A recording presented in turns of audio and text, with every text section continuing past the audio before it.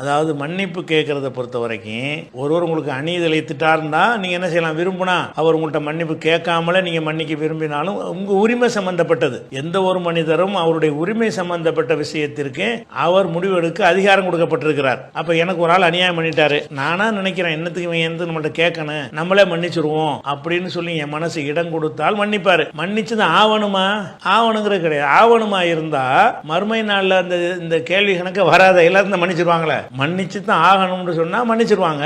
மறுமை நாள்ல நன்மையை பிடிங்க அவனுக்கு கொடுக்கப்படும், அவன் தீமையை கொடுத்து இவனுக்கு கொடுக்கப்படும் வருது. அதெல்லாம் எதனால் நடக்கிறது, மன்னிக்காதனால வருது. அப்ப மன்னித்தல் என்பது அவருடைய உரிமை சம்பந்தப்பட்டதை தவிர கடமை கிடையாது. உரிமை என்று சொன்னா விரும்பினா மன்னிப்பார், விரும்பாட்டி மன்னிக்காம இருப்பார். அவருடைய பாதிப்பு எந்த அளவு இருக்குங்கிறத பொறுத்து அவர் எடுப்பார் முடிவு. மன்னித்தல் என்பது நம்மள்ட்ட மன்னிப்பு கேட்டாலும் மன்னிக்கலாம், மன்னிப்பு கேட்காட்டாலும் மன்னிக்கலாம், விரும்பினா மன்னிக்காம கூட இருக்கலாம். அப்ப மன்னித்தல் என்பதை அல்லாஹ் என்ன செய்யலன்னா கட்டாயப்படுத்தி சொல்லல. அதுக்குரிய தண்டனை உலகத்தில் பெற்றுவிட்டாலும் அல்லாஹ் என்ன செய்ய மாட்டான், உலகத்தில் தண்டனை கொடுத்த பிறகு மறுமையில கிடையாதுன்னு ரசூலுல்லாஹ் சொல்லியிருக்காங்கல்ல. இந்த மாதிரி துன்யாவிலே ஒரு இந்த மாதிரி தப்பு செஞ்சு தண்டிக்கப்பட்டார்கள் என்று சொன்னா அது கஃபாரத்துன் லஹு, அதுவே ஒரு கஃபாராவாயிரும் அப்படிங்கிற அடிப்படையில் தான் தண்டிக்கப்பட்ட மன்னிப்பு கேட்க வேண்டிய தேவையில்லை.